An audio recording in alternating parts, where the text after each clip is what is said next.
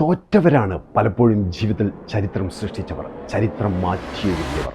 വിജയിച്ചവർ ചരിത്രത്തിൻ്റെ ഭാഗമായിട്ടേ ഉള്ളൂ, ചരിത്രം രചിച്ചിട്ടേ ഉള്ളൂ. പക്ഷേ തോറ്റവരുടെ ചരിത്രങ്ങളാണ് വിജയിച്ചവർ രചിച്ചതെന്ന് മാത്രം. അവർ പരാജയപ്പെട്ട് ആ പടുകുഴിയിൽ നിന്ന് ഉയർത്തെഴുന്നേറ്റ് വിജയം രചിച്ചവരാണവർ, വിജയം സൃഷ്ടിച്ചവരാണവർ.